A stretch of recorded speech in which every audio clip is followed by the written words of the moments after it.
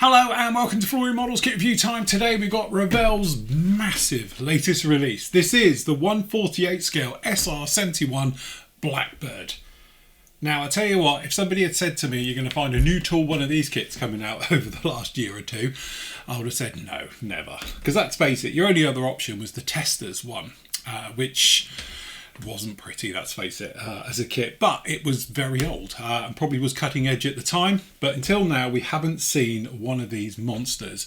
And as you know, recently I think there's been a little bit of a tendency for kit manufacturers not to do giant big kits, because the cost of doing one of these is horrendous, not only from a tooling point of view because it's very large tooling, but just the amount of plastic that's involved with this and stuff like that, and the way that prices at the moment are.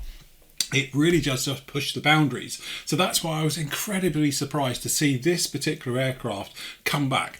Don't get me wrong, I think it's absolutely amazing it is, and I thought we'd have a good look at it. So anyway, as you can see, the box is huge. It's bigger than my camera angles can go. So there we go. That's really what we've got. We've got the gorgeous bit of box art, the SR-71, who's probably quite low comparison to what it should be doing, being a lot higher than that. But anyway, if you don't know, which you must have been born on a, either the sun or a rock, is that, technically this was the sort of 70s, 80s strategic reconnaissance aircraft, high altitude. And the thing is, it's just lightningly fast. This thing holds various records, some of them that have probably still not been unclassified. But needless to say, if you're a child of the sort of, 70s, 80s, you will know all about this particular aircraft because it was a bit of a poster child back in the day. But as you can see, Revell have gone to town with it and brought us out one. So to give you an idea of how big this is, you can see on here, this thing is 68 centimetres long and it's 35 centimetres wide. It's only got 206 parts, so that's actually not so bad. So some of the images on the box you can see. We've got it down under here. It does come with a very nice stand where you can display the engines, which is absolutely really nice touch with this, because again, a lot of this is all hidden away, not much detail on the outside. So to be able to display it with the engine showing, I think is a very nice touch. So your kit number for this one is 04967. And round on here, it's just got the usual blurb and about the parts. All right, so that's it. So to get into here, as you can see, we've got multiple tabs all over this one to stop you from having a sniff in the kit. So that's exactly why we get them in here, to have a good look-see at them. So as I say, they're all sealed. I haven't been in here, I haven't got a clue what to expect. So inside the box we are greeted by, oh right, okay, so we've got an inlay of an inlay. Okay, so straight off in the box, if you can see it now and in here, as I said, it is big. We've got this, which I imagine should be probably in like that, and then one in this side, although clearly it's popped out. But I'm thinking this is what it was, because as you can see, already we've got bits broken off, which is a real shame. I don't even know where these come from. I think it's from there to protect the tail end. But never mind, it is in there. So that's what we've got in one. Again, it's all very nice. Okay, so what we're going to do is let's make a bit of room, and then we'll get rid of that. So we have an inlay card, and then inside the inlay card we've got the actual engines with the outer sort of wingtippy bits. We've got the engines themselves. Well, actually, that doesn't look bad at all. That looks quite nice as well. We've got another one of those, as you can imagine, that's going to be dual. We've got a bag down in here with more nozzles, more engine parts. We've got gear, and we've got the nose, which is again, we've got the different noses in there. And we've got the stand on this huge big spruce, and then obviously we've got bits of formers in there, more of the tails and stuff, as you can see. So yeah, lots of stuff going on in there. Then we've got the clear parts, which is amazing how they ever get around here without being smashed to bits, unprotected. And of course we've got the good old instructions. All right, so in the instructions we're also greeted by a huge decal sheet, which I'll pop a look at that in a moment. The usual blurb sheet, and we have the instructions. So if we start down in here, we'll start to work our way around. So usual thing, how to build a kit. Colour callouts, let's face it, black and greys, that'll be about it. All right, ooh, mixes. Anyway, down into this one, so we've got the clear parts as we know and some of the other sprues down in there. The sprue layout call outs, which is quite nice, as you can see, all of those there. And we're going straight down into it. So let's face it, it's a huge lump this, and it looks like it's got a keel the way it goes in, but that should give it nice strength. So we've got some formers going down in here, as well as obviously like this keel system going right the way through. So that should really help give it nice rigidity all the way through. There is some holes to open up, so make sure you do those before you close it all up. And then it's into the wheel wells. So we're going through the wheel well system with this one and getting that fitted together and put in as well for the nose. Then we've got the gear ends as well for the actual main strut. And then again, we've got main gear bits and pieces going down in here as well. So you're building all the gear and all of this first assembly as it goes right the way through. Then we've got down into here, it's talking about fitting the gear already. Well, let's face it, no one's a fan of that already, but anyway, it does show it down there. Then you've got the tops of the wheel wells being fitted down onto this one. Then we're back into the actual cockpit area, so we've got all of the parts going down in there for here as well. We've got some decals which are going to make up for some of the instrumentation and those areas as it fits right the way in. But I no doubt there'll be a third party company and they're bound to come in with a nice perhaps printed resin cockpit set or something else for it. It'd be a nice touch as well. So now we've flipped over working on the inside of the other one. So you've got the refueling area, so you can have it open or closed. That's a nice touch. As well for that one, and then obviously painting the details around the actual area and then sandwiching it together, and we've got a forward bulkhead going down in there as well, so that pokes all of that in there. Little tiny tail one goes on the back end of it, and then we're over to engine lands where we're doing the sort of the spike for the actual shock cone onto the front of this one. Which in the real world, if I remember rightly, it moves. It sort of moves in and out depending on the airflow going over it. So you're working your way all the way down this one. Again, really nice that we've got full length intakes onto this as well. So again, it's nice. It's not just like a pop on bit at the front, one on the end, because again we do have full engine detail as well. So that's really nice with those going all in there. So this is a sort of ram air system the way it works. So you're actually seeing that as you build it right the way through before you get down to this first stage compressor system onto this one. And then you're going to be working your way into it. So again, popping all of these details down in. So you've got the fronts and the rears and putting those down in there just like that.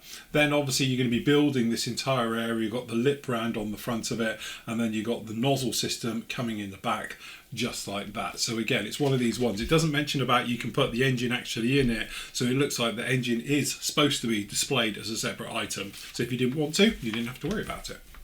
So anyway, both of those going together, both of those, and then the entire system fits on the outside. You're just sort of hoping that's a really nice fit down in here, that you're not going to have too many issues with it blending it in and the various bits and pieces like that.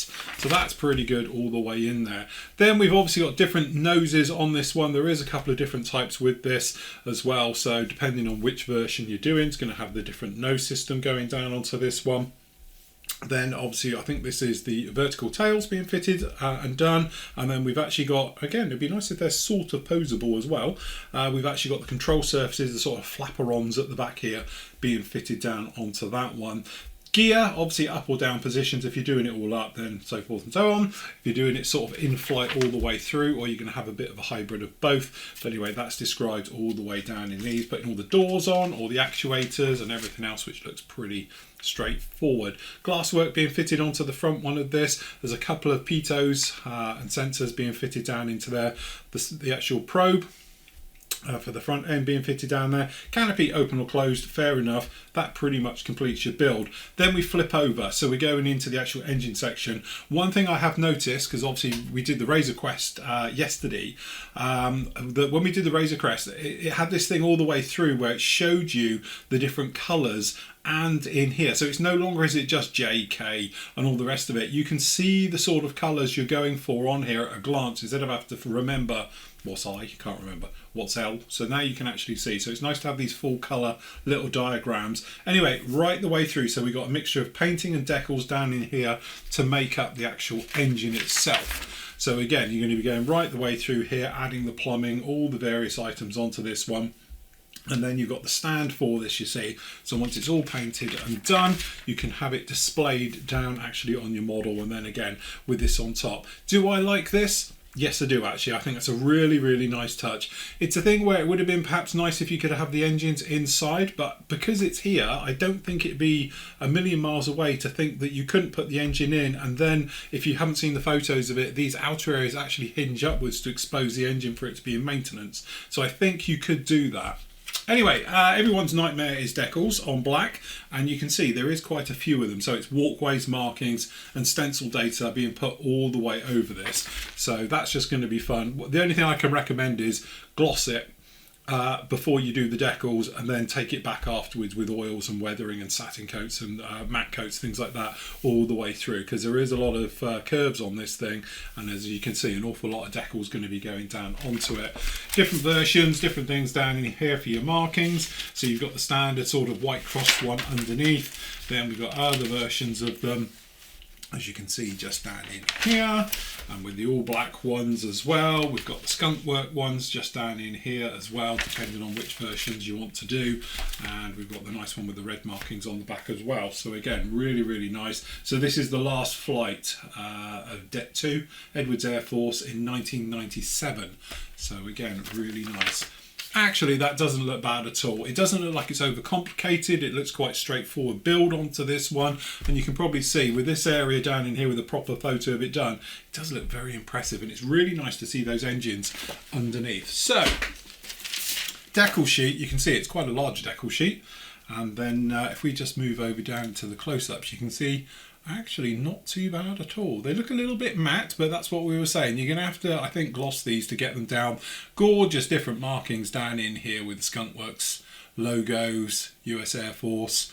And to be honest, I don't think these printed ones are too bad. I can guarantee you a certain aftermarket company who sort of have done legendary 3D printed, 3D colour printed instrument panels will probably drop along very soon if they haven't even done it already. If you did want to give it a little bit more depth in there. But definitely the decals look all good. Good solid colours. The backing is a little bit matte, but that tends to be Revell through and through. Right, this is going to be really difficult to try and do on camera purely because of the size of this thing, but again, just about squeezes this in my overall. You can see how big this actually is. It's not a small lump. The thing that stands out to me, and again I will say it, is that something's changed with Revell. Over the last 12 months, their kits have gone from, I think they're great at a budget, the details are usually pretty good, so forth and so on, to this is sharp. This detail on here is absolutely the sharpest detail I think I've seen them on. I said it on the Razor Quest yesterday, this is even finer recessed details than I think we've seen on anything else. So again, this is 48 scale, but if we just pop down in here, I'm going to try and, it's an awful colour to try and show it, but you can probably see that panel lining is absolutely gorgeous. It's very, very fine. And this panel line detailing you can see on the surface here, it's good, it's sharp as hell, it's crisp. There's lots of tiny details that's very hard to pick out on camera here, but hopefully you can see it, how sharp that is. Normally, I'll just be honest that their stuff is a little bit soft.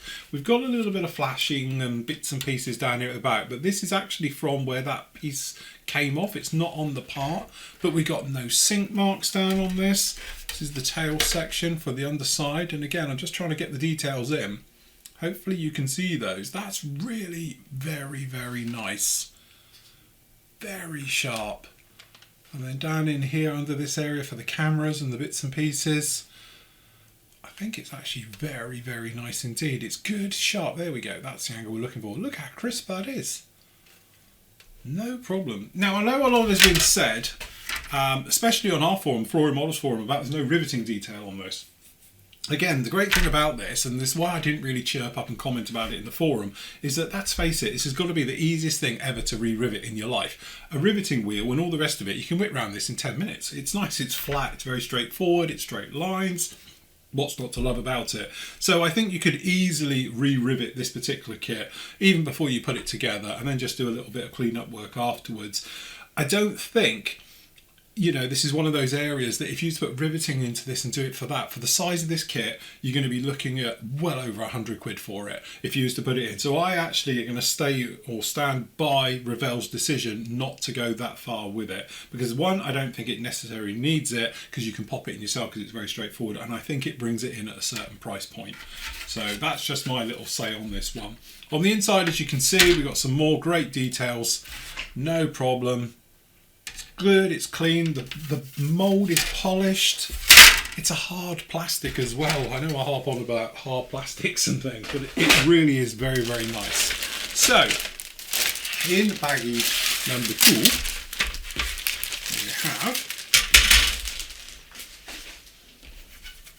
we have a very nice giant sprue for the actual outer wingtips, and this is the engine areas and the bits and pieces like that, so no problem. And again, when you catch the details on this, I have to say, if this is literally what Revell are going to be knocking out from now on, they've gone well up in my expectations. I think this is looking really very nice, very sharp. All of that detail's looking very good. We haven't got any soft panel lines. We haven't got any panel lines stopping and starting and things like that. That's all very, very nice.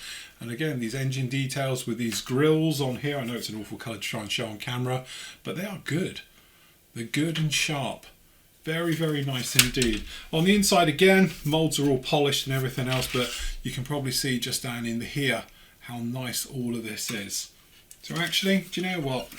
I'm a fan. I'm definitely a fan. Okay, right, let's do another giant one and then we can get into the more normal sized boxes and things. So, just try and make a bit of space. So, whilst it's here, this is your stand you've got for this. It's quite a large one and there's nothing else really to it, but it's good, it's solid.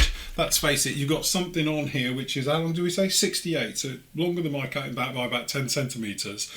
You want a good solid stand for this, that it's not going to move or anything else, and I think actually you could do it on that.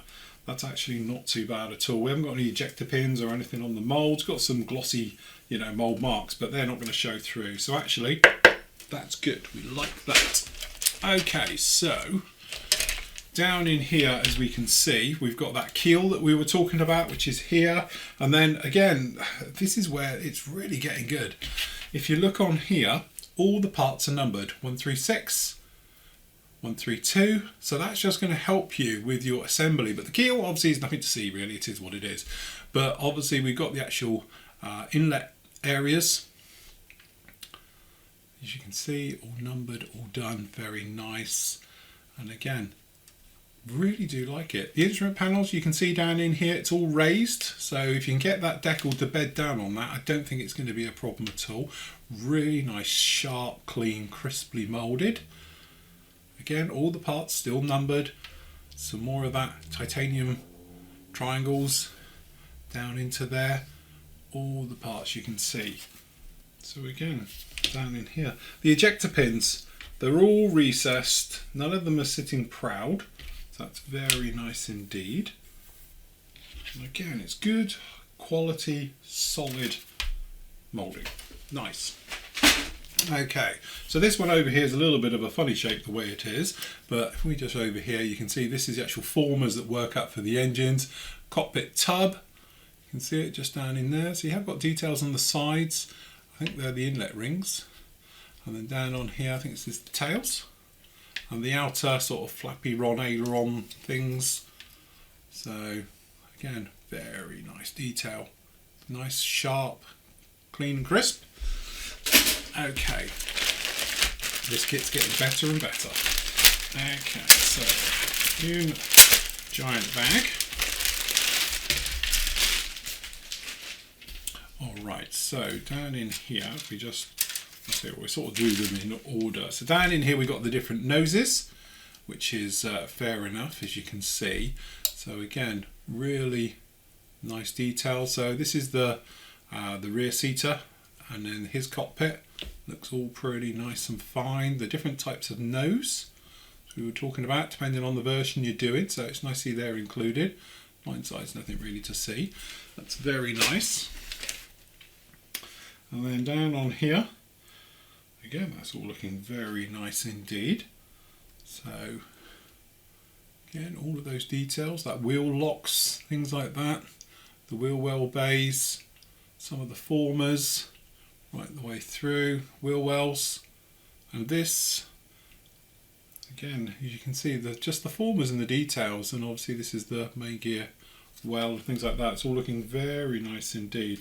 And again, telling you, look, front, telling you the direction to put these in, really nice. These wheel wells, good level of detail, no ejector pins in them. Again, the main gear doors, no ejector pins at all on those. Nose wheel, no ejector pins. Again, really good. See, front on there, so front on there. Yeah, really very, very good. And then this one down in here, you can see, telling you it's front as well. Wow. Revell, what's changed? Suddenly you're like, boom, very nice. Okay, so down in here, this is where we've got the nozzles and all the various parts going onto it. Again, looks all very, very good. So again, you've got that nice nozzle detail. So these in here are what? I think these are sink marks down in here. That's the only trouble. If you're going to see these, I don't know. I don't have no idea where this is on the engine. It may be one of these areas you don't see it. If they are sink marks, it's a shame because it's the first ones that I found. But we have got something going now. But the nozzles, as you can see, really very nice. And they've got some little bits on them, but these will polish out easy. But again, it's nice that they're one piece and you haven't got to fiddle around trying to get in there to get rid of it. So that's actually very nice indeed. And all of these parts down in here, as you can see, all very nice. Then over here we've got the gear, which looks pretty good, nice and beefy is what we want. Got a little bit of flash running down the actual front sort of pitot down in here as well, so we have got a little bit of flash on there. Generally all very, very nice. Both sides, good, strong, beefy looking gear. Okay, so here we've got two identical for obviously for your sort of left and right stand in here. So I'm only going to open one. So in this we have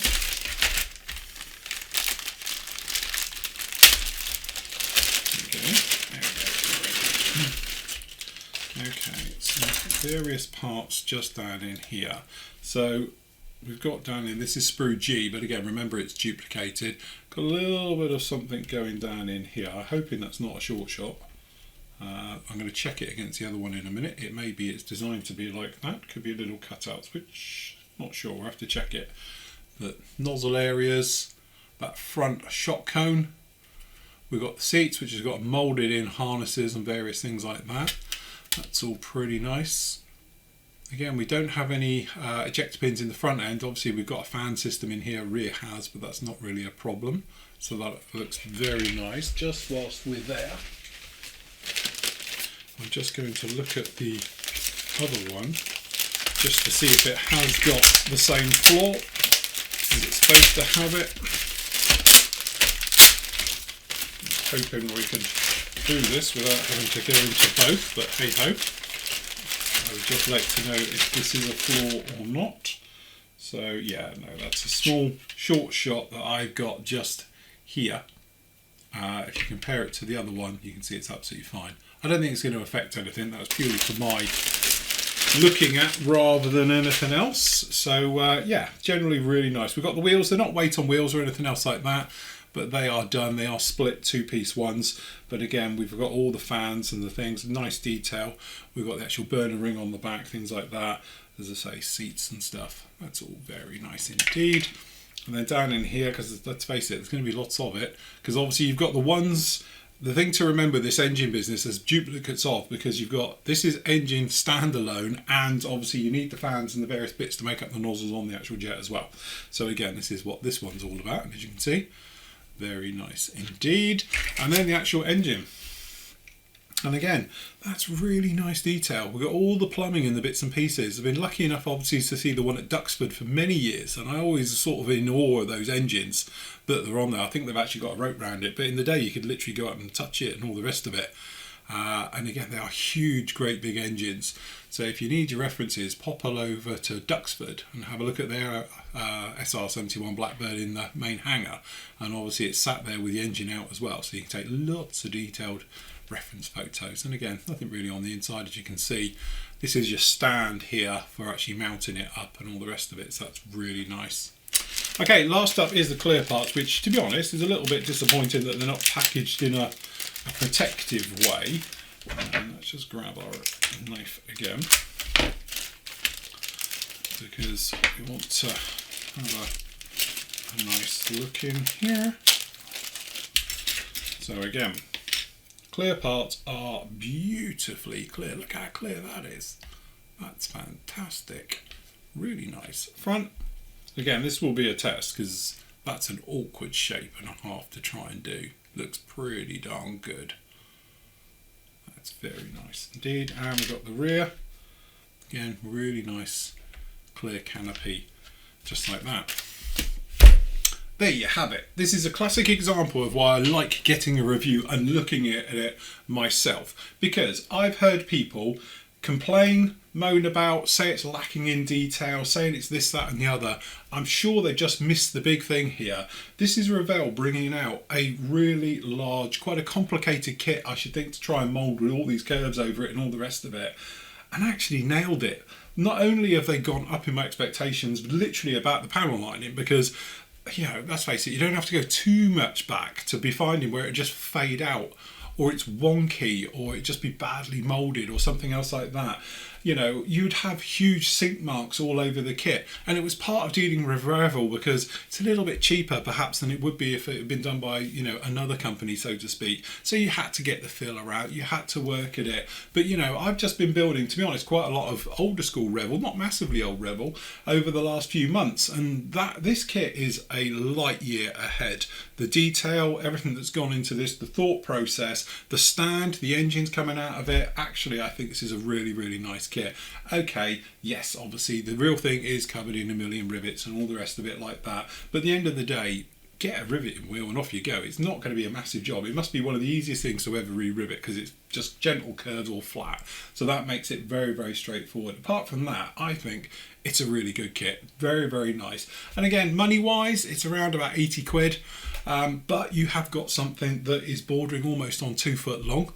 It's just over a foot wide as well, so it's not very, you know, a small kit. This isn't a 72nd, this is a 48 scale. It's going to be an absolute beast.